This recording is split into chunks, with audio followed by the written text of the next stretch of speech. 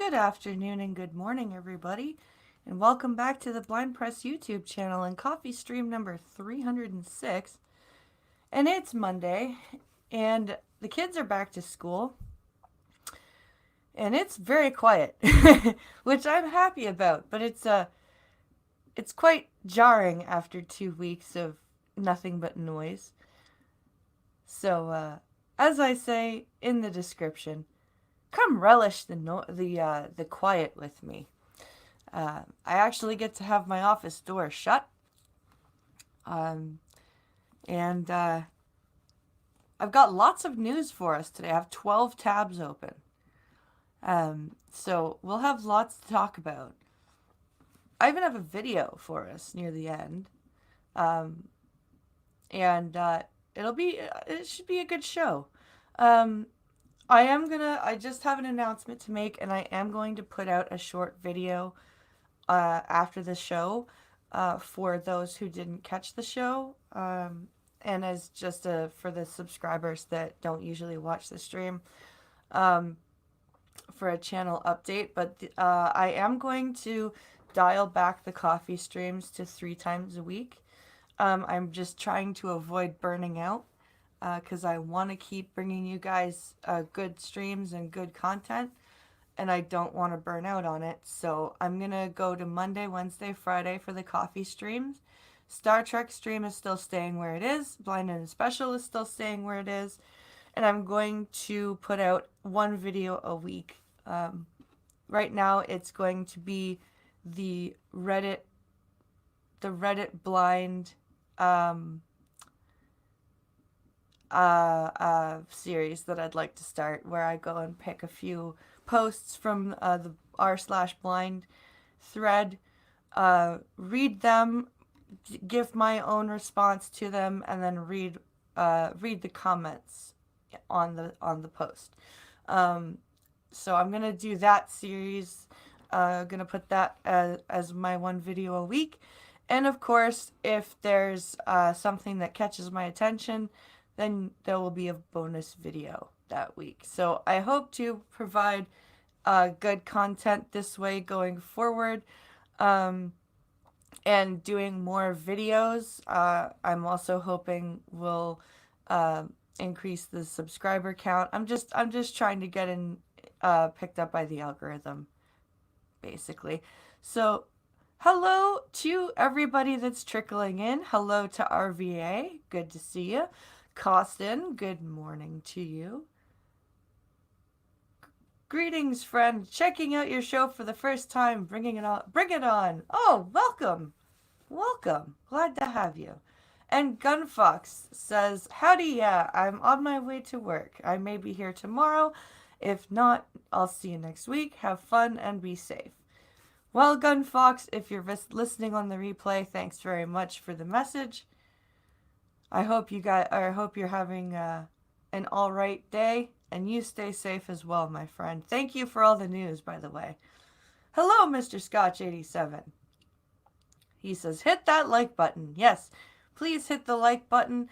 Please share the stream as far and wide as you possibly can. And if you are able and willing, please consider hitting up the Streamlabs link in the description. That is streamlabs.com/blindpress. And blind press is one word in the website address. So let's go over to the share screen button and get to the news. Yes, I would like to share my screen. Thank you for asking me, StreamYard. So we have a very wide variety of news today.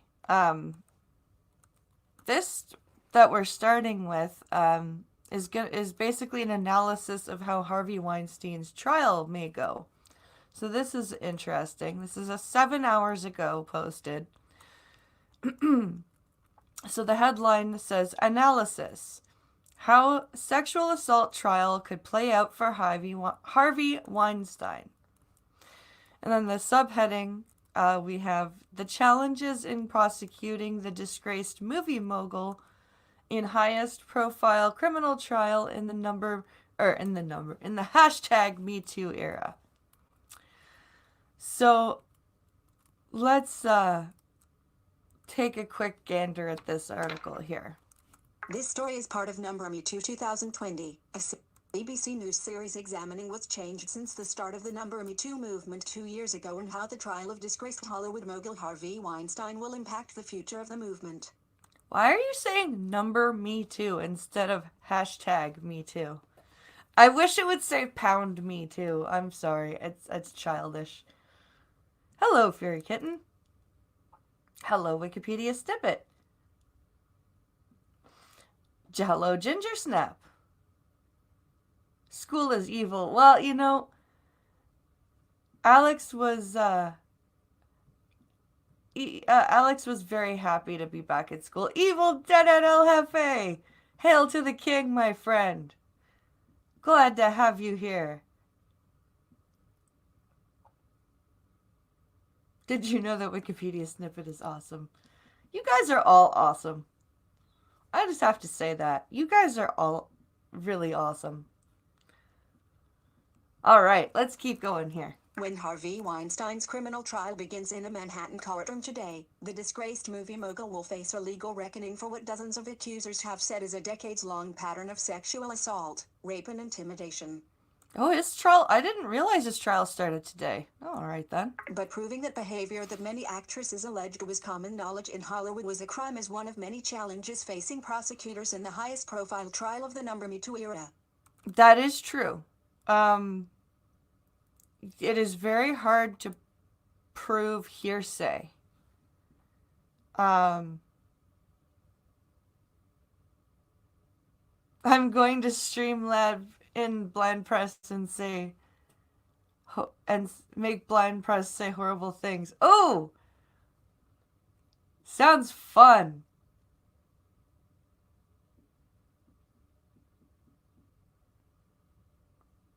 Bring it on. Bring it on, Jefe.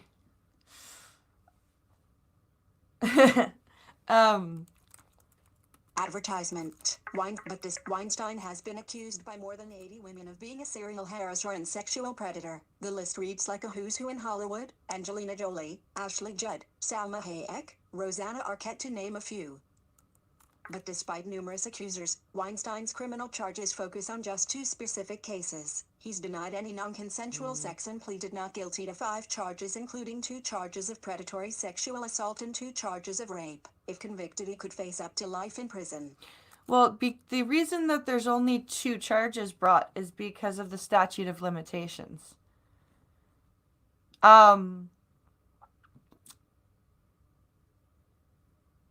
So it's, yeah, they can't get him on every accusation because it's been it's been going on for so long. And I believe the statute of limitations is only 5 years for rape. So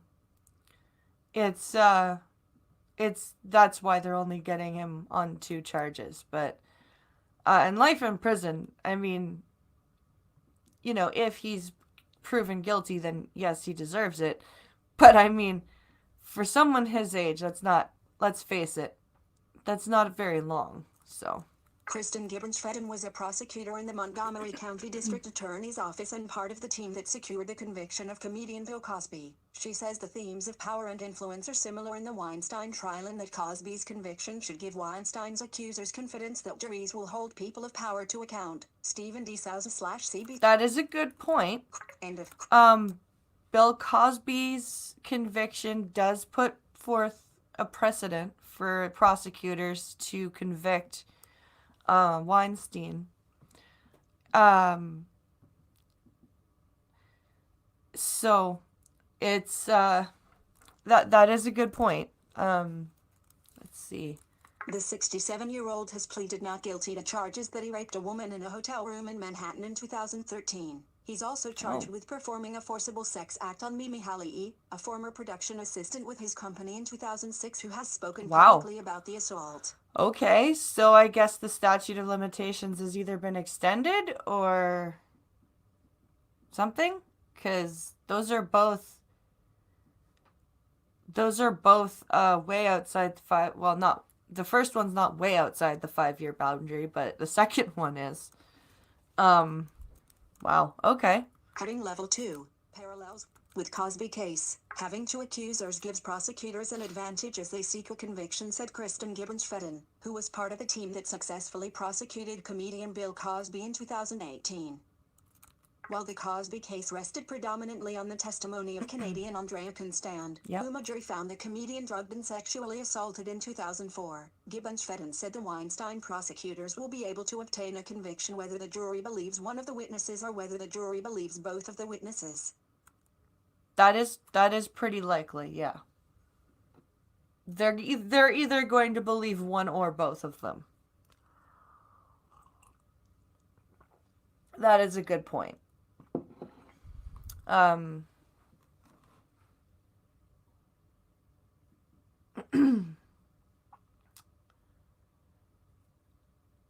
find statute of limitations weird. There is no limitation for prosecuting criminals in the UK. Yeah, I'm not sure I agree with statutes of limitations, especially for crimes like rape.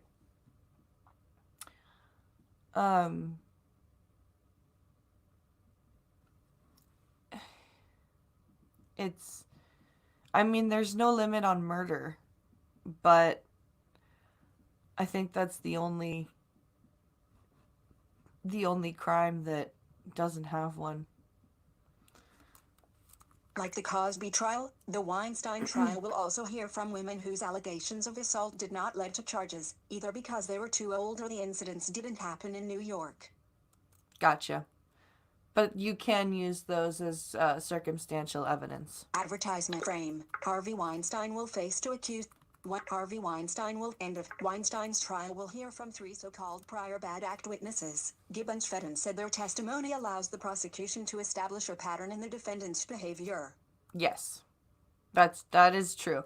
I did a little bit of. I took a couple of very, very rudimentary law courses, but we did cover stuff like this. You can use witnesses that are not pressing charges or can't press charges to establish a pattern. Uh-oh. Let me know, El Jefe, if you need me. Like, let me know if you did send a Streamlabs through, because sometimes my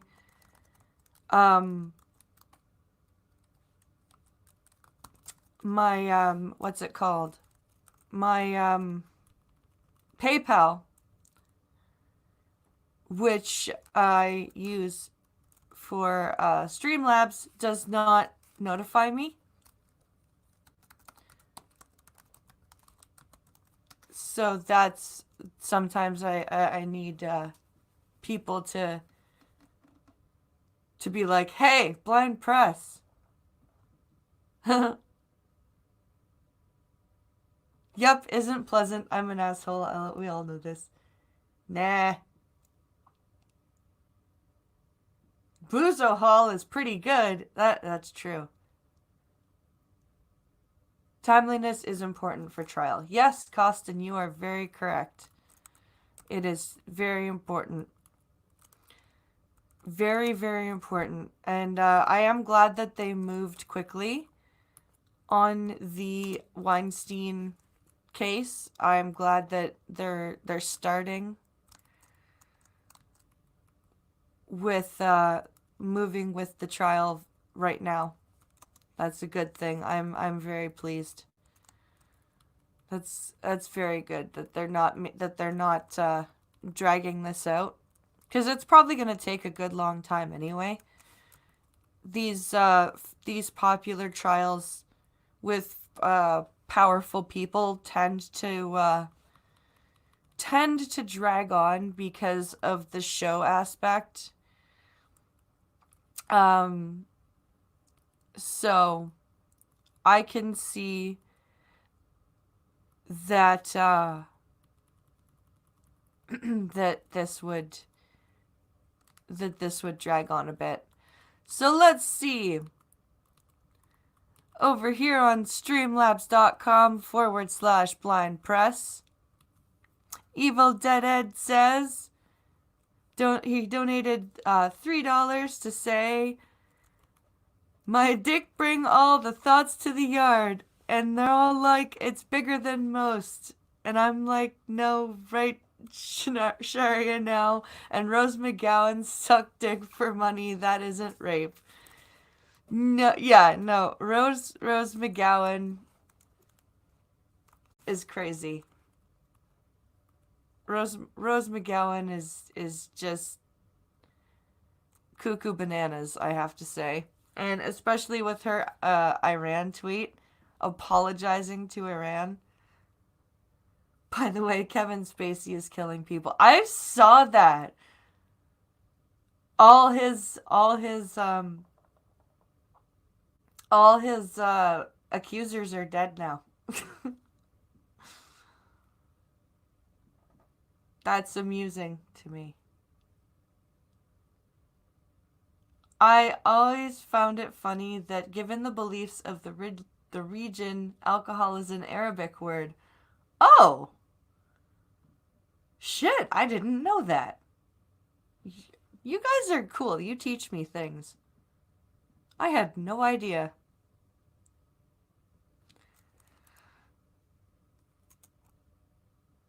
Rose McGowan sucking dick for money was inevitable either on a street corner or on a casting couch. Yeah. Oh, hello, Maddie. So this next subheading says, giving testimony to make a difference. One of those witnesses claims Weinstein assaulted her in 2005. Her lawyer, Douglas Wigder, said his client came forward voluntarily to help the prosecution, knowing the impact it would have on her life once her name is revealed. You were currently up. She thought long and hard about it, but she knew that as time went on and she got older and maybe had children of her own, that she could look back and say that she tried to make a difference in something that was very important. Yeah. Wigder says his client's testimony will support the two accusers by showing how Weinstein used his power and influence as a Hollywood producer to prey upon her. What Harvey Weinstein was doing was actually a scheme and a plan, Wigder alleges. He would typically lure the women that he would sexually assault by having them come to his office or to his apartment under the ruse of getting advice about their career or reading a script. Wigder also represents women seeking civil cases against Weinstein. While a $25 million U.S. settlement with some plaintiffs was reported in December, he said his clients will continue to pursue their case. So yeah, there's going to be a lot of civil cases here.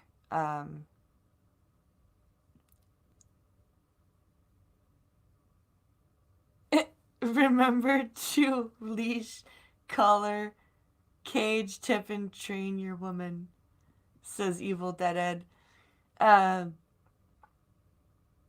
Be a good owner and get insurance. Oh, Jesus. You're too funny.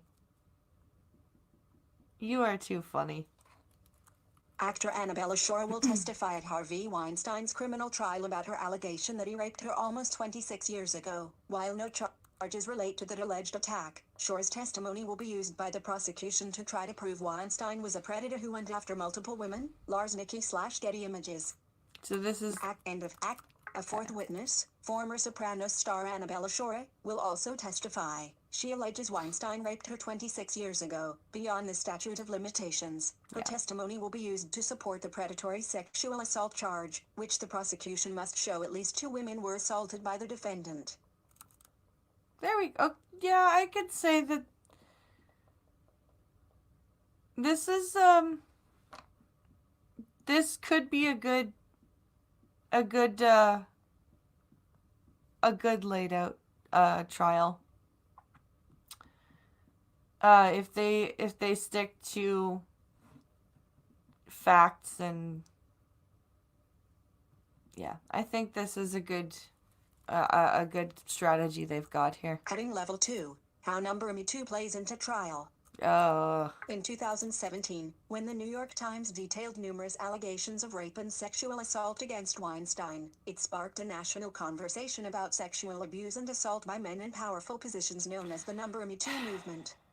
Yes, because only powerful men sexually assault people.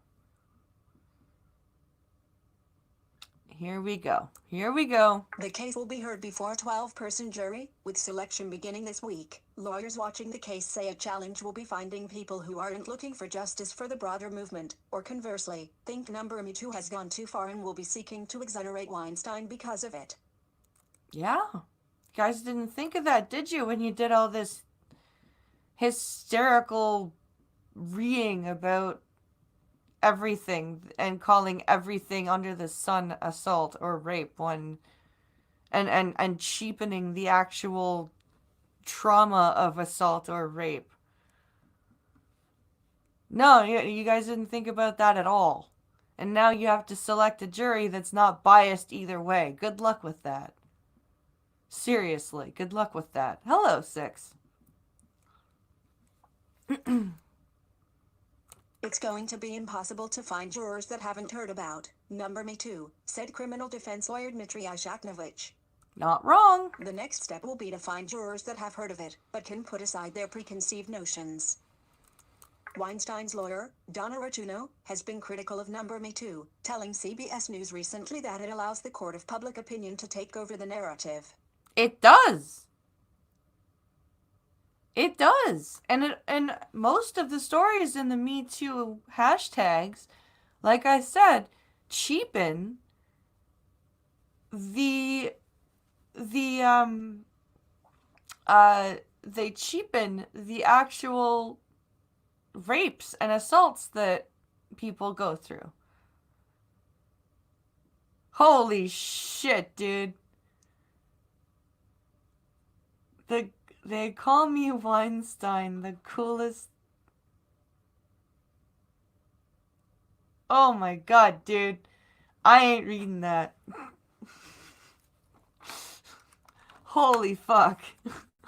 I want to keep my channel.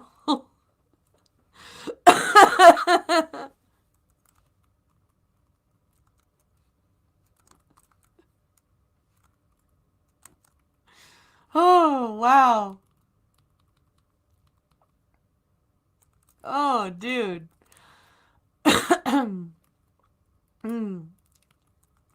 So this says, Harvey Weinstein's third lawyer since he was charged was Chicago-based Donna Rotuno. She's been critical of the Me Too movement and said that while Weinstein is alleged to have done maybe bad, it doesn't make him a rapist, and he hasn't broken the law. Well, it kind of... But, honey, if he's convicted, that's exactly what that means. I'm sorry, dear, but that is... LOL, just messing around. I know you are, dude. I know you are. It's all good.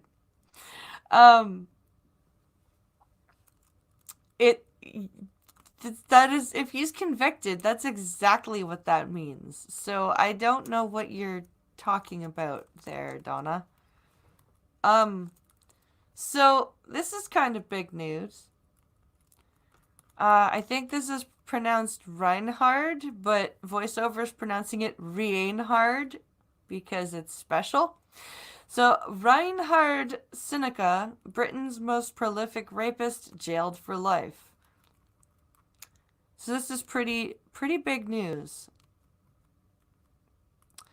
So let's get this read here. Britain's most prolific rapist, who has been convicted of 159 sex offenses, including 136 rapes, will never be safe to be released, a judge has said. Jesus Christ! 159 sex offenses, 136 rapes. Holy shit! chemically castrate him on top of imprisonment. Oh, wow. That's insane.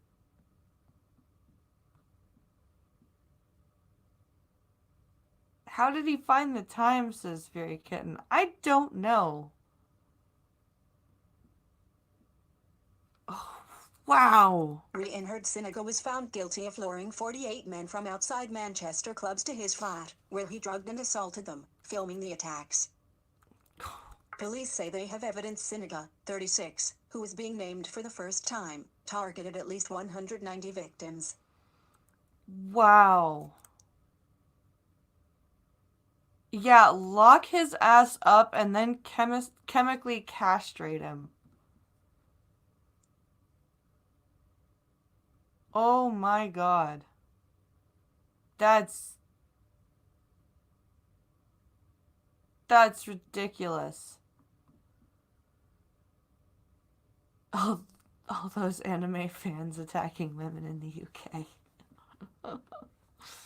The judge ruled his life sentence must include a minimum of 30 years in jail. Reporting restrictions were also lifted at a sentencing hearing at Manchester Crown Court on Monday, meaning Sinego could be identified for the first time. Good. The Crown Prosecution Service, CPS, said Sinego was the most prolific rapist in British legal history. He just might be. That's an insane amount of crime for one person.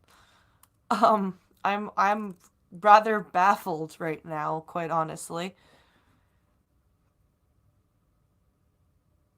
Chemically, may as well do it the old-fashioned way. You know what? I'm not far behind you on this one. Wow. The postgraduate student was already serving life, with a minimum term of 20 years, for the offenses he was convicted of in 2 earlier trials, which took place in summer 2018 and last spring. Great googly moogly. He was already in... Oh my god. What the hell is wrong with this dude? Across 4 separate trials, the Indonesian national was found guilty of 136 counts of rape, 8 counts of attempted rape, 14 counts of sexual assault, and 1 count of assault by penetration, against a total of 48 victims. Oh my god.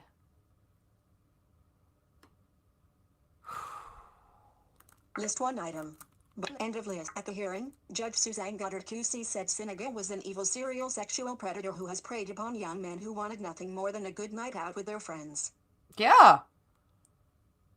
But she's not wrong. In my judgment, you are a highly dangerous, cunning and deceitful individual who will never be safe to be released, she said, adding that the decision to release prisoners is made by the parole board. Sinego would wait for men leaving nightclubs and bars before leading them to his flat in Montana House, Princess Street, often with the offer of somewhere to have a drink or call a taxi. This is like straight out of a Criminal Minds episode. Holy crap.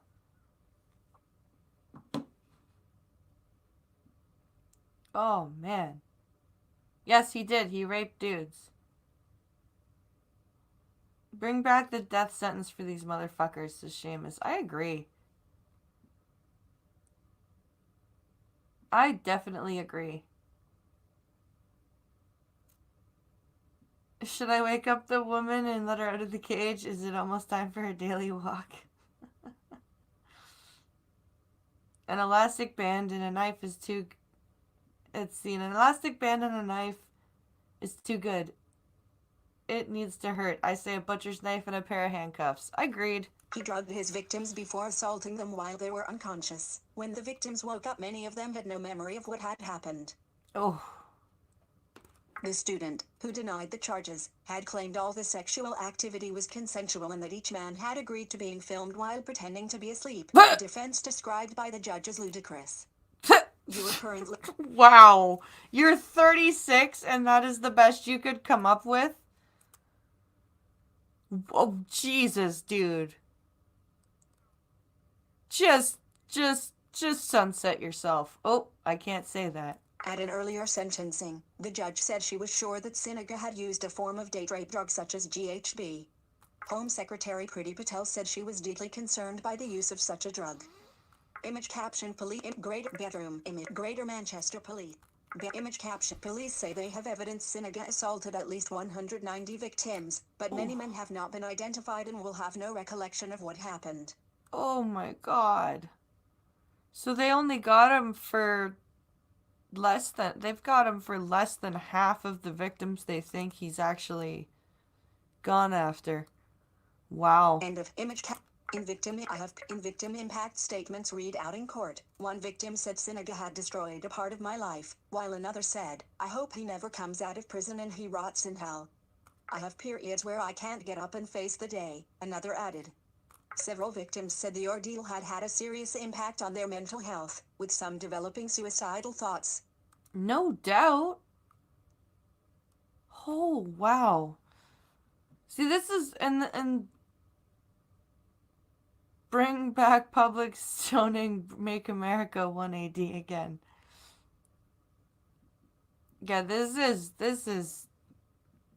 is awful. These poor men.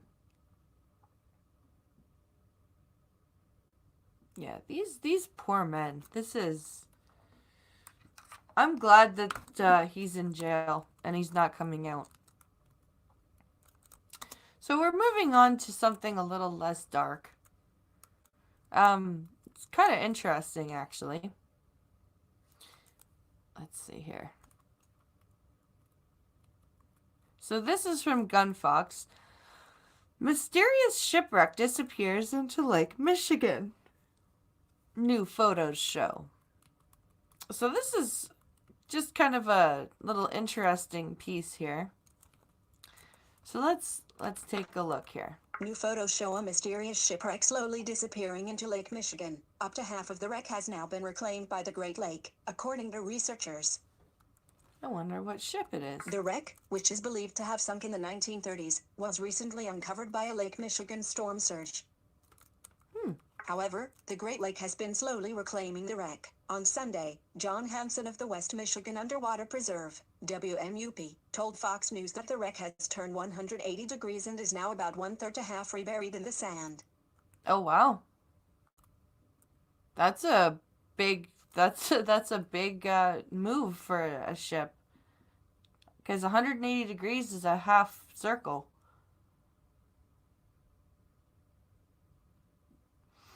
Let's see.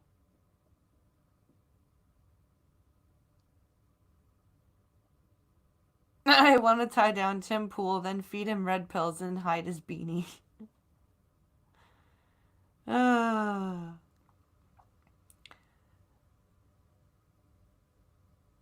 There was a little ring on this by the woman's saying that he only got such a sentence because he raped men. Wow. That's terrible. But injection, hanging in the electric chair are dissympathetic, says Seamus. Drawn and quartered, possibly even bloody eagle. Agreed.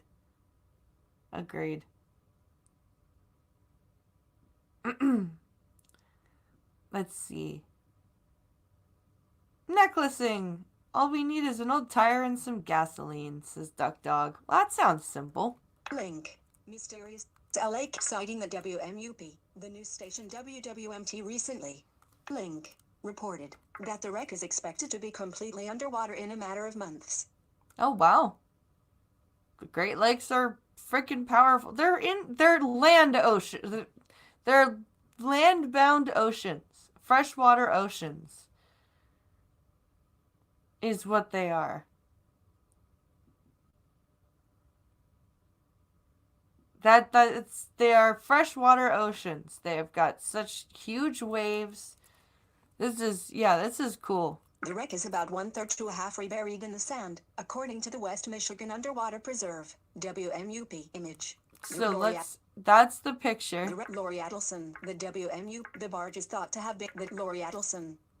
The WMUP, which partners with the state of Michigan to preserve shipwrecks and coastal artifacts, told Fox News last year that the wreck is likely a barge but sank in the 1930s. Your current. Cool. The barge is thought to have been hauling a 1915 Bucer series steam crane when it started taking on water. According to WMUP, researchers found the wreckage of the crane 8 years ago by plotting the GPS numbers, and the wreck is now a marked dive site. Okay. Link. The barge is almost directly inshore, a quarter-mile from the crane, Hansen told Fox News last year. Oh, the crane is separate. Okay. This is kind of cool. The wreck is slowly being reclaimed by Lake Michigan. Image. The Great Lakes continue to reveal their shipwreck secrets. Link. The Great Lakes continue to reveal their shipwreck secrets. The remarkably intact wreck of a schooner that sank in 1891 was recently, link, discovered in Lake Michigan. Yep, there's a lot of shipwrecks on the Great Lakes. One of the most famous being the wreck of the Edmund Fitzgerald, which there's a song by Gordon Lightfoot. It's a long ass song, but it's a good song. It's a good song. I will admit it, I killed Epstein. I couldn't have him talking about my island. Ooh. 2 Civil War era schooners that collided and sank more than 140 years ago were also recently. You are currently on a text element. Link. Discovered. Near Beaver Island in northern Lake Michigan.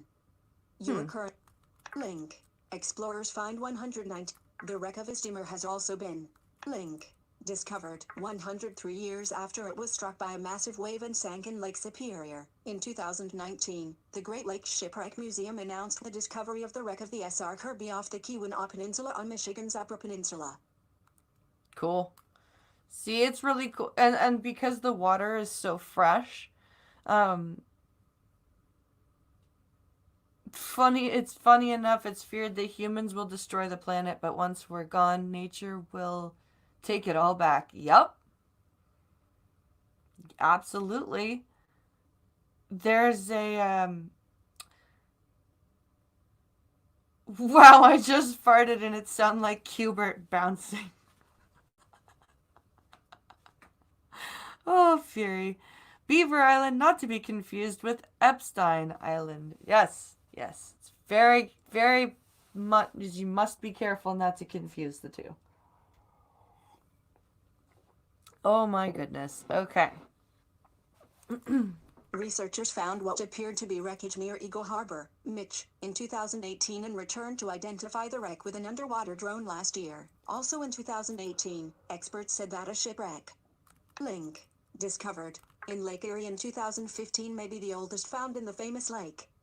Okay. In addition, researchers in 2018 announced the link, discovery of the 119-year-old shipwreck Margaret Allwill at the bottom of Lake Erie. The wooden steam barge sank during in 1899 nor'easter. Wow. And these waters preserve everything so well. It's crazy. How well everything is preserved when it's found. Yes, like the series Life After People. Exactly, Wikipedia snippet. Exactly. Link. In May 2008, 2 explorers discovered the British warship HMS Ontario, which was lost in Lake Ontario in 1780. The HMS Ontario is the oldest shipwreck ever found in the Great Lakes and the only British warship of this period still in existence in the world. Wow.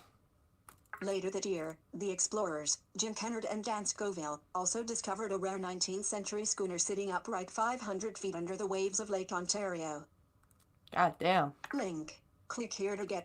In 2016, Kennard was also part of a team of underwater explorers that discovered the second oldest confirmed shipwreck in the Great Lakes. The Washington, an American-built, Canadian-owned sloop, sank in Lake Ontario during a fierce storm in 1803. Very interesting. Fox News Alex. So that's just a bit of, an interest piece to get us away from some of the darker stuff. Because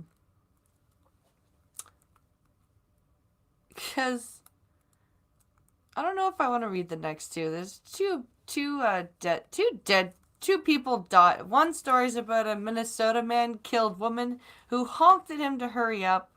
And another one is Florida man, 95, smothered in nursing home by man holding pillow over victim's face. So, shitty person and shitty person. Let's skip those two and move on to this story. Come along, Safari. Behave, please. You've been doing so well.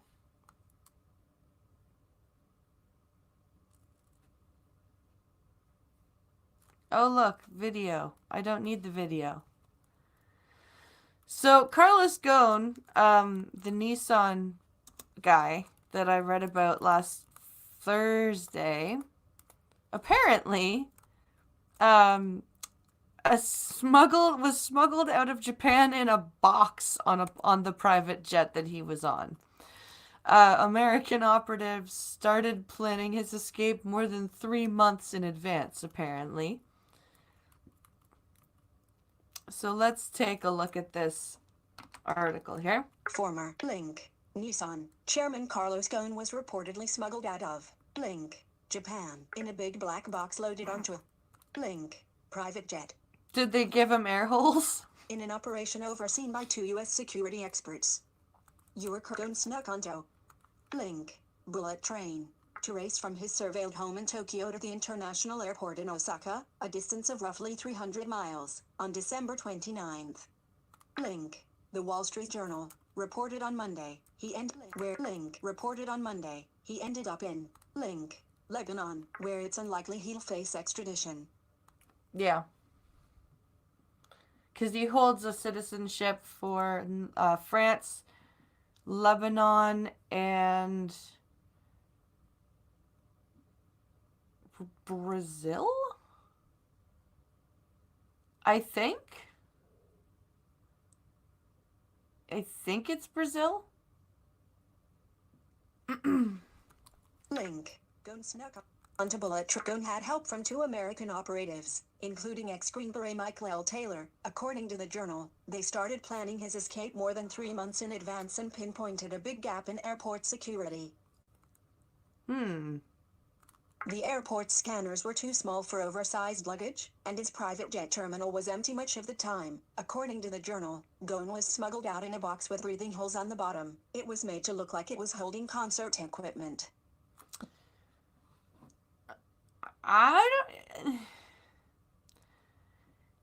Can the Americans get accused of interference in this? Because that just... Why are the Americans helping him? Former Nissan chairman Carlos Ghosn, right, and his wife Carol in Tokyo, Kyodo News via AP. Who is of Lebanese heritage, link. Ghosn, who is of Lebanese heritage, was arrested in November 2018 on financial misconduct. Yeah, he embezzled a whole bunch of money, I think. Link. Charges of underreporting his future compensation and breach of trust. He was out on bail in Japan, and was supposedly being watched closely, when he fled the country. Link. Get Fox. Investigators probing the getaway took 7 people into custody on Thursday, though it wasn't immediately clear if charges were filed. Meanwhile, prosecutors in Japan, which does not have an extradition treaty with Lebanon, announced the procurement of link. Ghosn's red notice. That same day. So they've issued a red notice to Interpol, I believe. He probably has information they want. Yeah, maybe. A red notice is a be on the lookout type memo issued by Interpol, the International Criminal Police Organization, to its nearly 200 member countries asking that the wanted person be extradited to the country from which he or she is a fugitive. Link. Click here to read. The Associated Press and Fox Business. So that's that story. He was smuggled out in a box.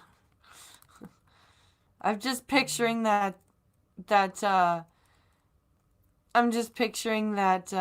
scene from Family Guy where they locked James Woods up in a crate, but they forget to put breathing holes in it.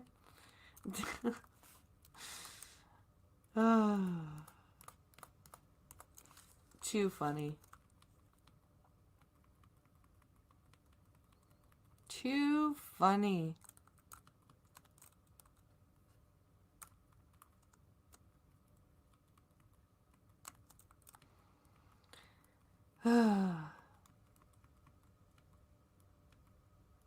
So we've got this story.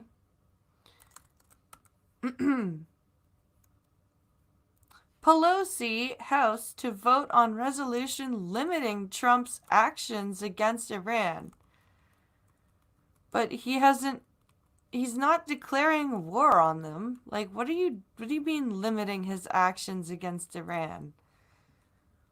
I'm confused. Peter Ullman, hello. Glad to have you here. Well, as long as he's dead in the crate, we might as well bury him in it. All right, here we go. Rising. 1M32 link. Shocked poll shows Bernie Sanders leading. Rising. 2M link. Rising. 5M1S.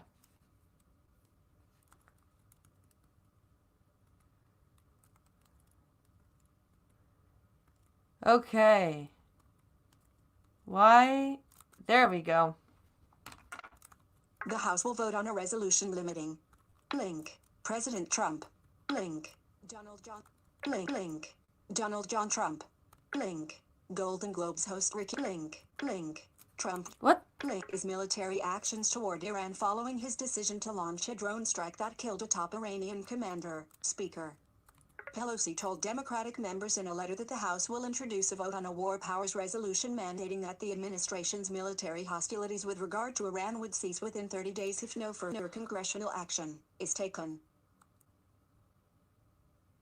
Wow. Can they even do that? Can they? Is that even a thing? They would literally block him if he cured childhood leukemia. You're not wrong. Oh. He can do whatever the fuck he wants. They invaded U.S. soil. Exactly. Nope. Yeah, I didn't think they could do that. I didn't think so.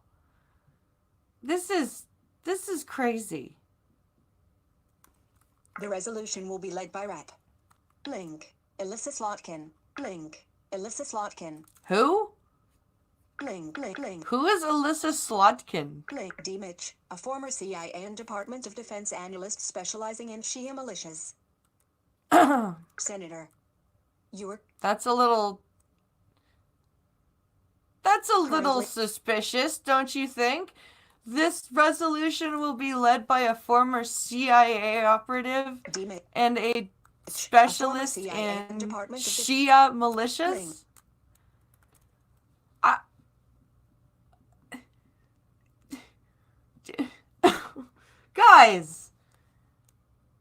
Guys, we do pay attention. We do, like, understand what you're doing here. Wow. How much more blatant could you get?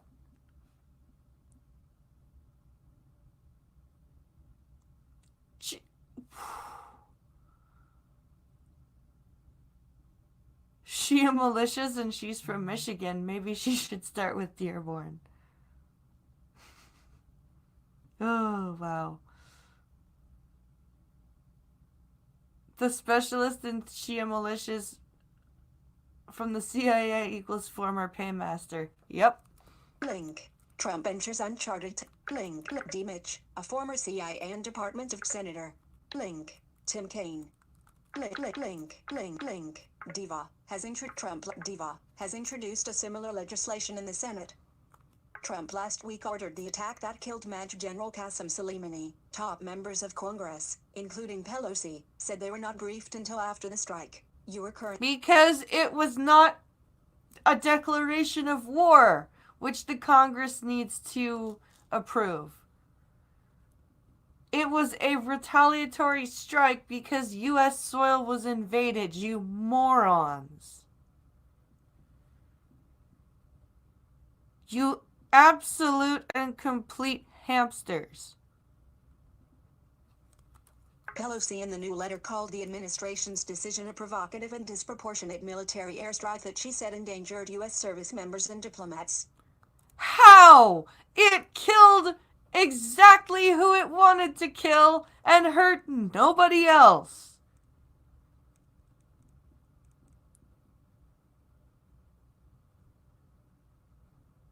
Oh my god. Oh.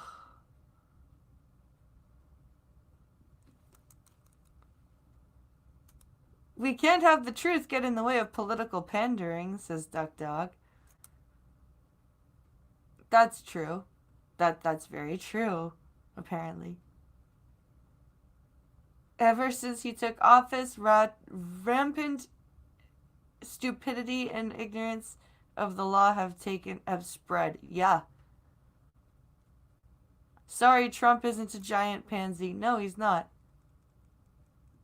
He's not. He's really not. As members of Congress, our first responsibility is to keep the American people safe, Pelosi wrote. For this reason, we are concerned that the administration took this action without the consultation of Congress and without respect for Congress's war powers granted to it by the Constitution.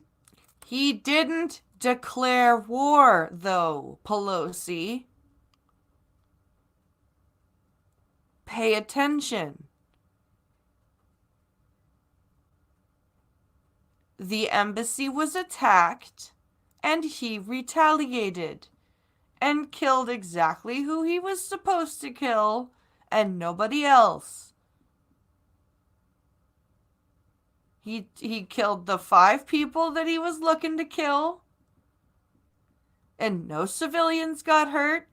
No American soldiers were hurt. So again, he didn't declare war. So again, what are you talking about? In the days following Thursday's attack, Trump has warned of further strikes if Iran retaliates against the U.S. He said on Twitter on Sunday that his media posts would serve as link notification to Congress, seemingly referring to his tweets. Yes, it's called saber rattling. Good Lord. I'm no politician and I know that.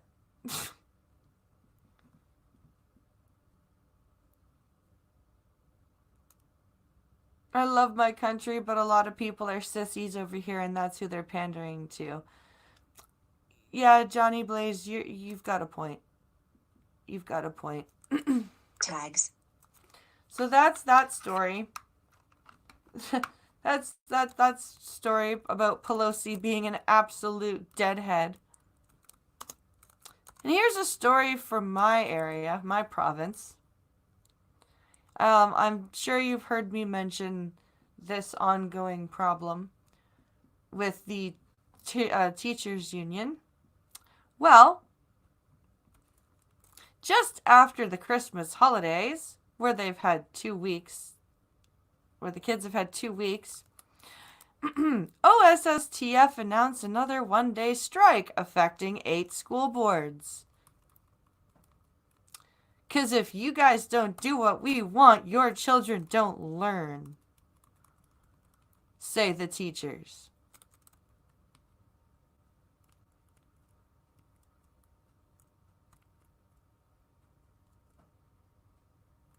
Where are we going here? Okay. Ontario secondary school teachers will be holding another one-day strike next Wednesday, Oh. marking the 4th time secondary school teachers have walked out on the job in just over a month. Next fucking Wednesday?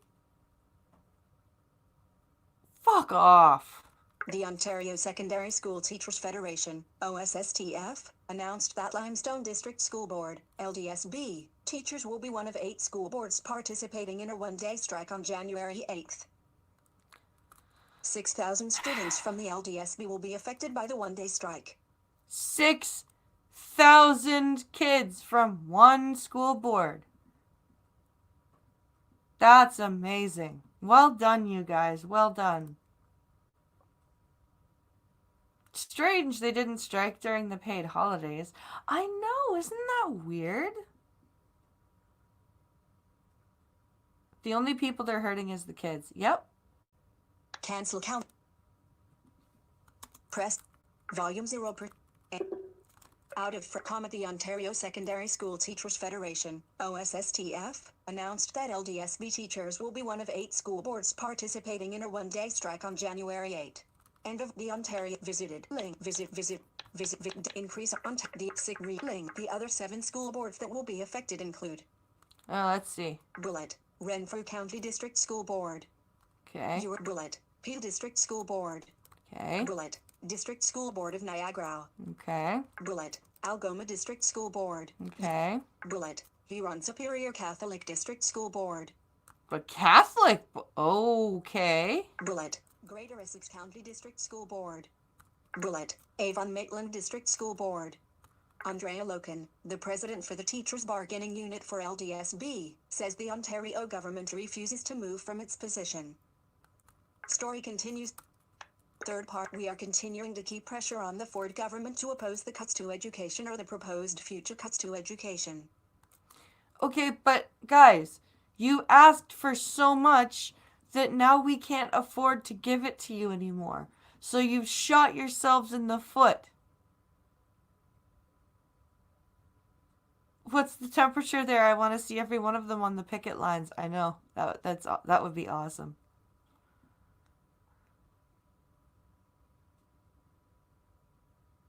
I also want the school board to ensure warm areas for the students and reimburse the parents for hydro costs. Yeah, this is very frustrating. Link. Tweet this. The main issues continue to be the government wanting to increase class sizes and implement e-learning classes. Implement e-learning classes. What is wrong with that? What is wrong with implementing e-learning, especially for kids who have trouble sitting in a classroom and dealing with a classroom setting? What's wrong with that? I am legitimately curious. Ontario Education Minister Stephen Lecce continues to say the government is on the side of the students and parents. In a statement released by his department on Friday, Lecce says, "We will continue to vigorously champion the interests of students and seek stability for parents in 2020 who are frustrated and tired of the union-led escalation that began in 2019. Your current..." It was union-led. It was absolutely union-led.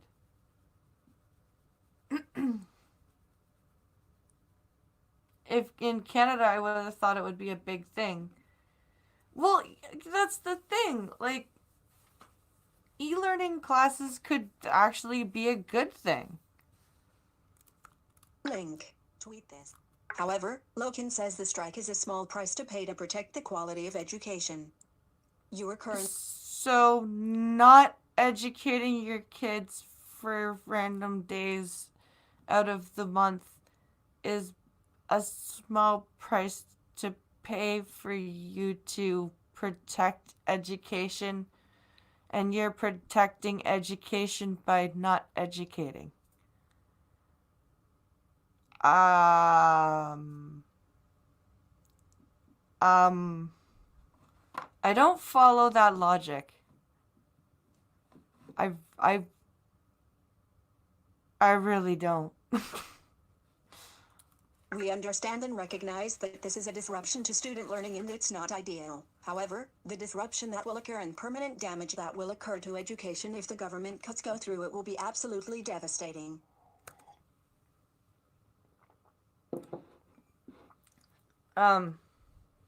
Okay, sure. Not very many cuts are happening, In but the okay. meantime, negotiations between Coffee the province and grounds the in my Teachers coffee. Federation will That's continue. disgusting. Loken says the OSSTF made an offer to the government to postpone strikes on Wednesday if the province doesn't change the current teacher staffing ratio. You are currently on the current ratio is 1 teacher for 22 students, but the Ford government wants to increase that number to 28 students for each teacher. Wait, wasn't it 25 students to 27 students last article I read? That makes perfect sense in an upside down and backwards world, says Maddie. In Bizarro world. Better than coffee grounds in your cooch, I guess. Although, what the hell would coffee grounds be doing in your cooch? That's just weird. Story continues. Third party at read more. Link. Copyright sign. So that's this aggravating story. Thankfully, Alex's school district is not affected. However, it's still very frustrating. So we're getting to the end of our stories. We've got this one and then two more. Watch. Wheel falls off of Air Canada plane during takeoff in Montreal. And there is a video that we'll be able to watch. So, let's take a look here. So there's the picture. An Air Canada Express jet sitting at the gate at Montreal Airport. Montreal, there were no injuries after an Air Canada Express flight from Montreal to Bagotville was forced to return to Pierre Elliott Trudeau Airport on Friday after one of the two wheels on the left main landing gear came off during takeoff. Oh, Pierre Elliott Trudeau, okay. The aircraft is equipped with 6 tires, 2 on the right landing gear, 2 more on the left and 2 on the nose of the plane. In a video shared on Twitter by a passenger, flames can be seen on one of the tires before it comes off just as the plane takes off on Friday afternoon. Oh, fuck. Link. Tom, screen name, Tom. Let's take a look here. Emoji, thinking face, image, link, like 900. Link. Play media embedded video, press link. Here we go.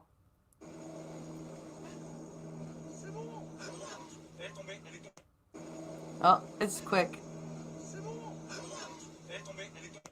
Oh, and he says it's falling. Link. View on Twitter. Link. Tom, screen, link. Emoji, the frame, link. Frame, in frame 0, 70.1 kV 0, button, press button, out of frame. So that's 0, what that was. Link. The Dash 8-300 plane, operated by Jazz Aviation, was carrying 49 passengers and 3 crew members. You were currently... Wow. Jazz spokeswoman Monwan Stewart says in an email the pilots burned off some fuel before returning to Montreal and landing the aircraft safely. Well, that's good.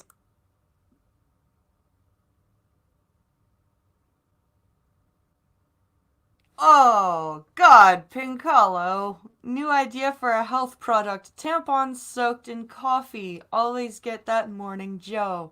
Ugh. Ooh, a video, says Check Your Logic. Yes. Burying burnout. Yeah, maybe. The plane is undergoing inspection to determine what happened and what repairs are necessary. That's good. The experienced pilots maintained complete control of the aircraft, she wrote. Our pilots are well trained to deal with such situations and responded according to our standard operating procedures. That's good. You want very well trained. You want good, well trained pilots. Sounds like an enema, says Mr. Scotch 87. Scotch A87. In reference to the coffee tampons. Yes, it's a vaginal caffeine colonic. That's what it is.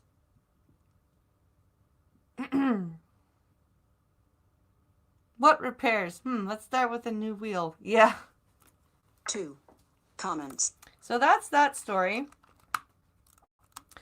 Now we're going to move on to a story that made me giggle slightly.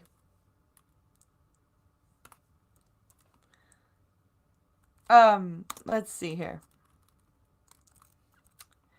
This is legitimately an article now here in Canada. Wait for high before gobbling more cannabis edibles to avoid ER visit, say doctors. Oh boy. Okay. All right then. Let's read here. Vancouver, people who have never smoked marijuana could be most at risk of overdosing on cannabis-infused edibles that will soon be on store shelves across the country, warns a public health physician who says first time users may keep noshing away while expecting a high, only to experience a racing heart, anxiety and panic attacks. Oh yeah. Well, just the leg. Just eat the leg, as Joe Rogan would say. Oh my goodness.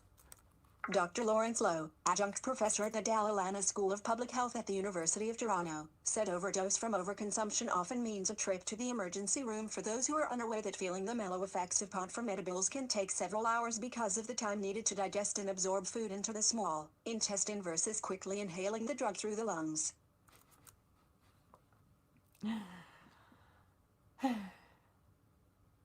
Can't people even get stoned without fucking instructions? Says Fury Kitten. Fuck me backwards. I know. I know. It's ridiculous. Article continues. They're heading level 3. Link. Track. Link. However, seniors are especially at risk because of a slower metabolism, low set of non-lethal overdose from edibles, which federal regulations limit to an individual serving size of a 10 milligram dose of THC, the psychoactive ingredient in marijuana. 10 milligrams? Jesus Christ, that's nothing.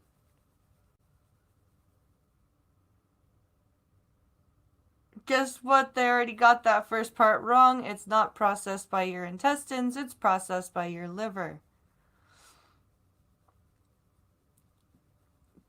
Good point, Pincalo. But seriously, 10 milligrams? That's like... we have a buddy that makes like... He gives you a gummy. He's like, here, do you want the half-gram one or the 1-gram one?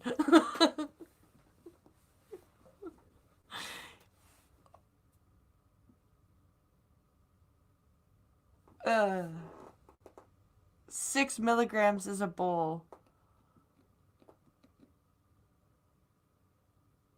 Yeah, but it's... Yeah. FSK under frame. However, someone who eats an entire package of cannabis-infused product could be taking in a whopping 100 milligrams of THC and putting themselves at risk, even though regulations require products to be individually wrapped in 10 milligram serving sizes. A whopping 100 milligrams of THC.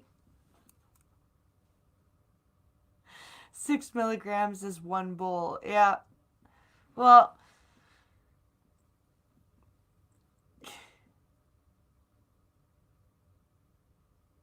Fuck it, just eat the whole tray. Go big or go home, says Big Hollow. I ate 2 brownies once. I couldn't move for an hour or so, says Ginger Snap. Yeah? Yeah, that's probably it. Haha, I eat 500 milligram gummies like Tic Tacs. Yeah, they don't work on you. They really don't. Great. Give stoners chocolate or cookies infused with more cheese. Yeah. I think the big thing for anyone in the public, especially cannabis-naive individuals or people who have edibles around with children at home, is to first and foremost avoid overdosing, Lowe said. Okay, if you have edibles around little children at home, there's your first thing. That's wrong. You don't leave your edibles around your kids. If you have children, your edibles should not be anywhere near any of the areas that your children frequent in your home. They need to be put away and they need to be put up high. First of all, so that it's hard for you to get to them so that you don't eat them all at once. And second of all, so that your children don't eat them all or any of them. Duh! They're psychotic reactions, so people may lose touch with reality, sometimes in the form of hallucinations or delusions, and also anxiety or panic attacks along with decreased judgment. Okay, yes, I have known people who have consumed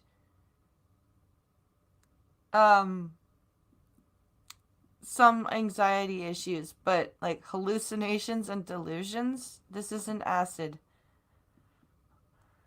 I remember giving my great granny some cookies from the adult cookie jar. Oh, how did Granny like it? Was she all right? Did she enjoy herself?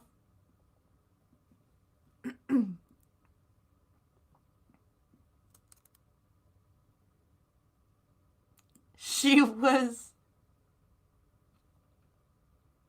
wait. She was 86 and walked out of the restaurant calling the waitresses sluts.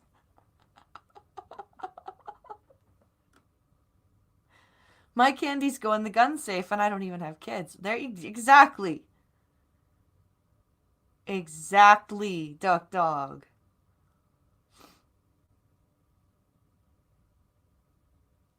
I remember the first time I had a slice of my mom's chocolate rum cake, I felt I needed a Coca-Cola to go with it.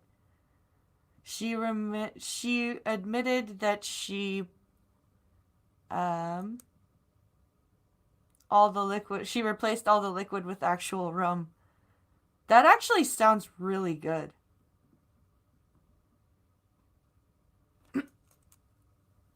What, the Coke liquid or all the liquid in the cake with rum? Lowe's, co-author of a commentary published Monday in the Canadian Medical Association Journal on the health risks of cannabis edibles. There are no health risks if you're freaking intelligent about what you're doing. Short-term effects of edibles are not the only issue of concern, he said. There are still those longer-term, chronic risks around edibles, particularly around addiction and also the risk of exacerbation of existing mental health issues that we might be worried about in the longer run with cannabis edibles as well as any form of cannabis, he said. Okay, guys. It's freaking legal now, okay? You can't keep acting like reefer madness is still a thing. It's legal now. Enhance your calm, John Spartan.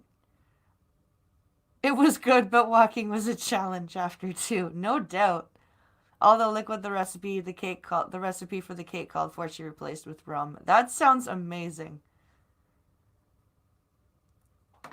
That sounds like my version of brandy butter. 1 bottle of brandy and a sandwich. I want to send my mom a WhatsApp message and be like, if you can you stop at the duty-free shop and grab me some alcohol? Because she's with my sister down in where did she go? Where did they go? Costa Rica. That's right. For the Kung Fu tournament. Oh, and by the way, if you guys didn't see my Twitter last night, I am so damn proud of my sister. I opened my Facebook last night and I see she won 5 gold medals and 4 silver medals. All but one division was 18 plus. A couple of them were 18 to 35. The one division that wasn't 18 plus was 15 to 18. And it was all black belt. So she beat out 35-year-old women. And these are these are international martial arts competitors. So this is not a sometimes competition. These people are constantly training. They're constantly doing tournaments throughout the year. And she in 5 divisions, she beat out women in their 20s and 30s and won gold. So I am really, really, really proud of her. I'm super proud of her right now. Remind me not to piss her off. Yeah, she get this, before she was even a black belt, I think she was like a blue belt. So she was like 14, 13, and she was out in the outside at lunchtime at school, and somebody like was sneaking up on her to scare her and jumped out at her and yelled boo, and she got scared, and her reaction was to punch them in the solar plexus. And then she was like, "Oh fuck, I'm sorry. I didn't mean to do that." So yeah, she's a very talented girl. I'm gonna see if she's okay with me playing. Like, she does some demo stuff too, like uh show demonstrations with weapons. And her weapon of choice is a katana, and I'd really like to like see if she's got any just like 1 minute videos that one of them that I could play, because I want to show her off. I'm super proud of her. Um, hey, Irate, you slept in again. That's okay. It's all right. So that's so it says regulations governing edibles, uh,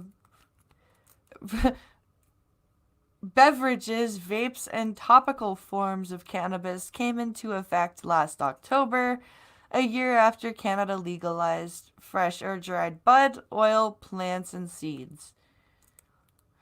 Cannabis edibles such as cookies, chocolate, and gummies were available for sale starting in December in all provinces except Ontario, Quebec, and Alberta, where consumers can access them in January. Yeah, I think it's today.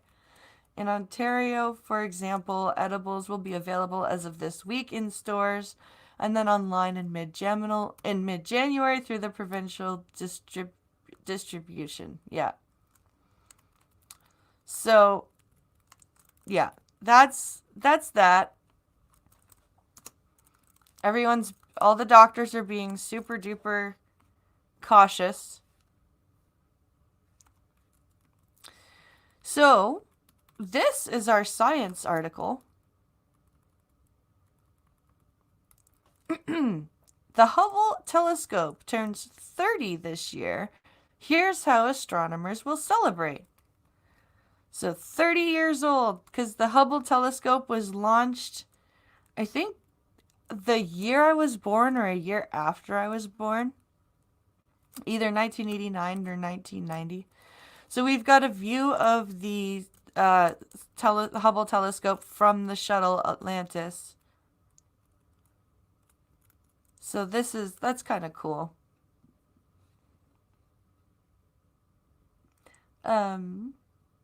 Hey, Sightless! What's up, my dude? I've got to get my ass back on that frickin' console and actually do some gameplay.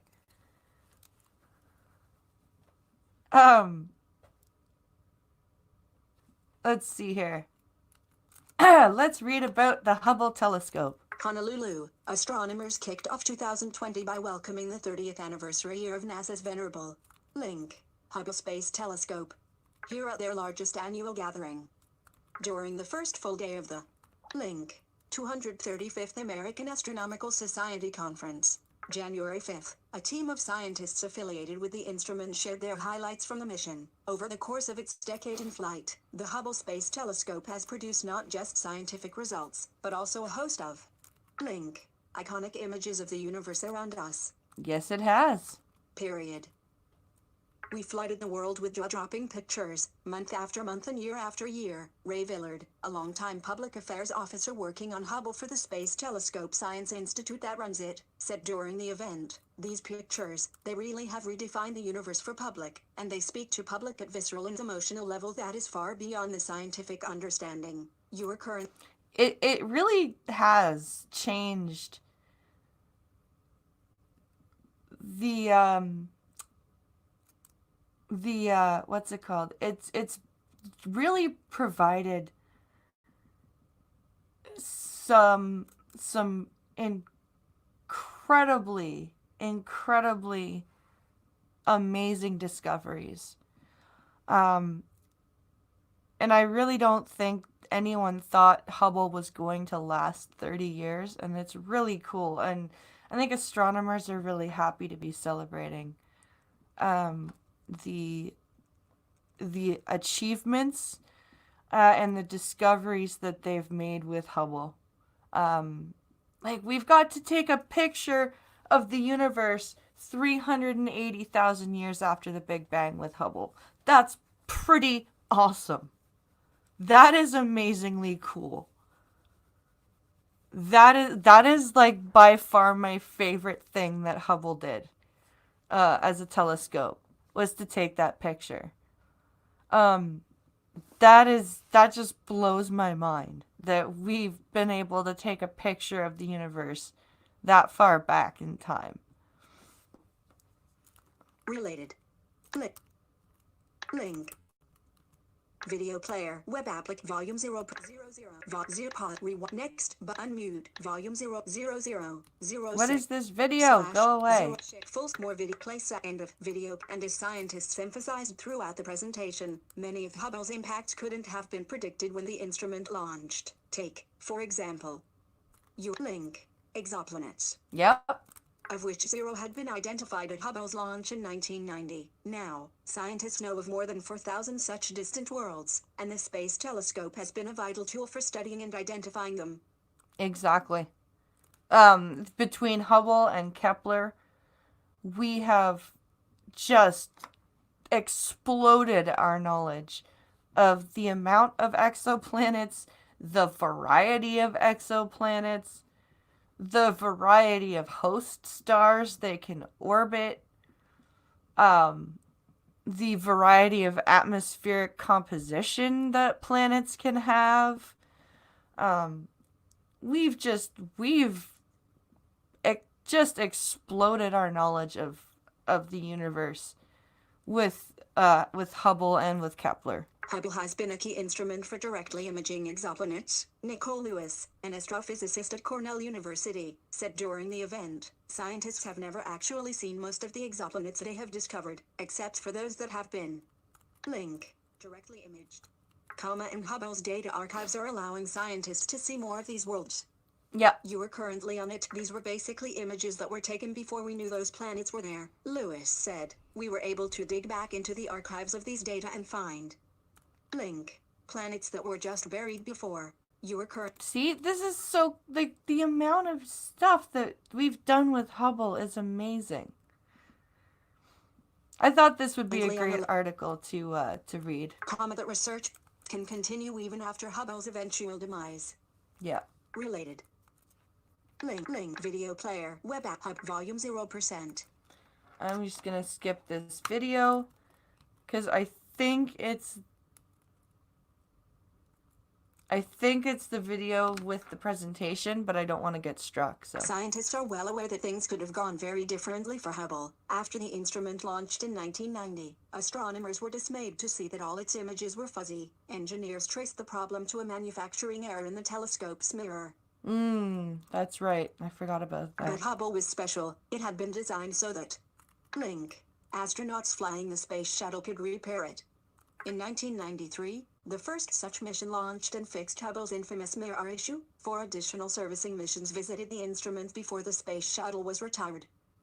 A pester, and since 2009, Hubble has been on its own, capital A. Link, couple of glitches, in late 2018 and early 2019 reminded scientists how lucky they were to have the telescope, but overall, the grizzled spacecraft is doing well. Jennifer Wiseman, an astrophysicist at NASA's Goddard Space Flight Center in Maryland, said during the panel, the gyros that allow the spacecraft to point at targets are lasting well, as are the batteries that run the machinery and the science instruments themselves. That's awesome. Like, we are starting where we should continue to be building spacecrafts that are this,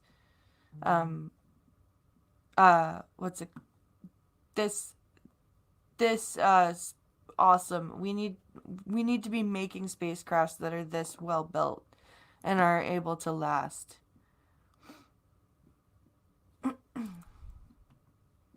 And astronomers of all stripes are dedicated to getting every drop of Hubble data that they can. The mission is vital for understanding our own neighborhood as well as the greater universe around us. Heidi Hamel, an astronomer at the Association of Universities for Research in Astronomy, emphasized in particular the way the Hubble Space Telescope's work benefits missions that NASA sends to visit solar system destinations.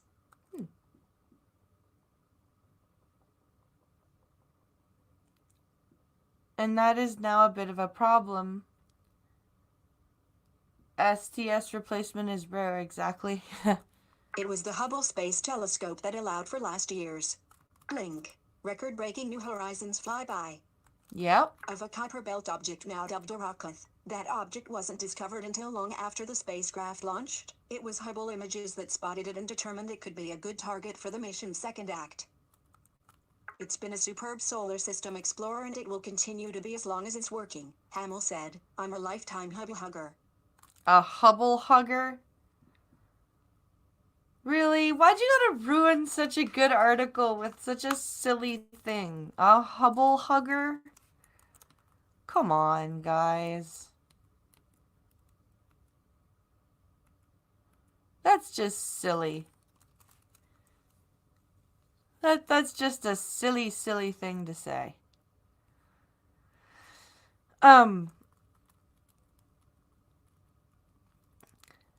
However,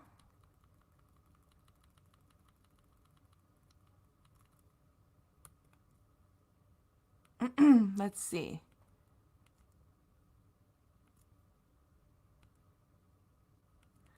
We have come to the end of our news cycle, or news story. So let's move over here and hit the stop screen button. And so I will remind you guys that of the reduced schedule. I just to avoid some burnout and so that I can keep bringing you guys more good content, and so that hopefully the algorithm will pick me up a bit better. I'm going to do coffee streams Monday, Wednesday, and Friday, and put out a video once a week, probably on Tuesdays. And then the Star Trek stream will still be on Saturdays at 5, and the Blind and the Special will still be on Sundays at 10. I hope that this will help me avoid burnout and allow me to keep bringing you guys content that you enjoy and that I enjoy providing. Also, I am going to get more, this will also give me more time to create a guest schedule for Fridays. Since we couldn't do call-in day last Friday, I'm going to do one this Friday. So we'll have 2 call-in days in January. We'll have one this Friday and one on the last Friday of the month as well. So just to make up for not having one last week. I want to thank everybody for watching, as always. I would also like to thank Evil Dead Ed for the donation. Thank you very much, my friend, and I was glad to have you in the stream again. Welcome to the new people who dropped by. Glad to have Sightless drop by and say hey. Look after yourself. Don't frazzle your bell. Oh, well, thank you, Fury Kitten. I really appreciate all of you guys, and I want to continue to bring you guys great content. So I think this will be a good way of doing it. So with that in mind, I will see you guys on Wednesday with Skep Talk for the coffee stream. And if you want to check us out tomorrow night on Minions of the Zoo at 11:30 Eastern, 10:30 Central, come and do that. And I should be doing a Reddit blind video tomorrow, probably in the morning. And with that, guys, have a great rest of your Monday. Have a great day, guys, and I'll see you on Wednesday.